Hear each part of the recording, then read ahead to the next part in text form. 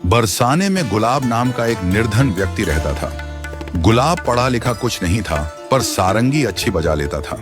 श्री राधा रानी के मंदिर के प्रांगण में जब भी पदगान हुआ करता था, उसमें वह सारंगी बजाया करता था। यही उसकी आजीविका थी।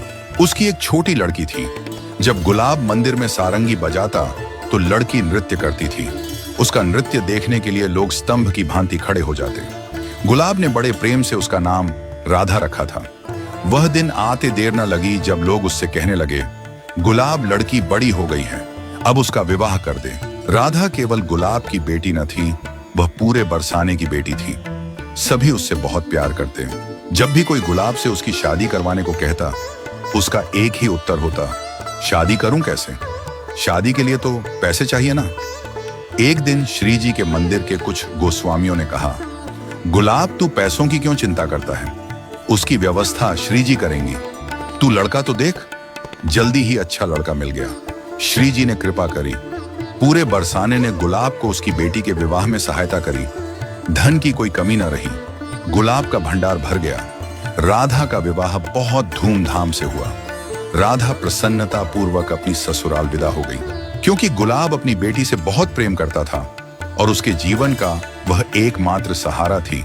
राधा के विदा होते ही गुलाब गुमसुम सा हो गया। 3 दिन और 3 रात तक श्री जी के मंदिर के बाहर गुमसुम बैठा रहा। लोगों ने उसको समझाने का बहुत प्रयास किया, किंतु वह सुध-बुध खोए ऐसे ही बैठा रहा। न कुछ खाता था, न पीता था, बस हर पल राधा राधा ही रटता रहता था।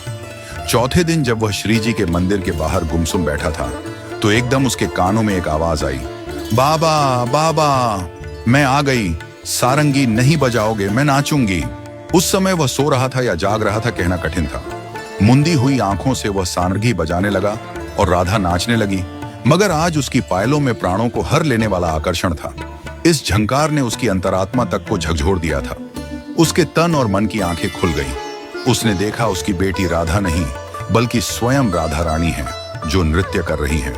गुलाब सजल नेत्रों से बोला, बेटी बेटी, और जैसे ही कुछ कहने की चेष्टा करते हुए, स्नेह से कांपते और डगमगाते हुए वह उनकी ओर अग्रसर हुआ। राधा रानी मंदिर की ओर भागी। गुलाब उनके पीछे पीछे भागा। इस घटना के पश्चात गुलाब को कभी किसी ने नहीं देखा। उसके अदृश्य होने की बात एक पहेली बनकर रह गई। कई दिनों तक जब गुलाब का कोई पता नहीं चला, तो सभी ने उसको मृत मान लिया। सभी लोग बहुत दुखी थे। गोसाइयों ने उसकी स्मृति में एक चबूतरे का निर्माण करवाया। कुछ दिनों के पश्चात मंदिर के गोस्वामी जी शयन आरती कर अपने घर लौट रहे थे। तभी पेड़ की झाड़ियों से आवाज आई, गोसाई जी, गोसाई जी। गोसाई जी ने पूछा, कौन? गुलाब झाड़ियों से निकलते हुए बोला, मैं आपका गुलाब। गोसाई जी बोले, तू तो मर गया था। गुलाब बोला, मुझे श्री जी ने अपने परिकर में ले लिया है। अभी राधा रानी को सारंगी सुनाकर आ रहा हूं। देखिए, राधा रानी ने प्रसाद के रूप में मुझे पान की बीड़ा दिया है।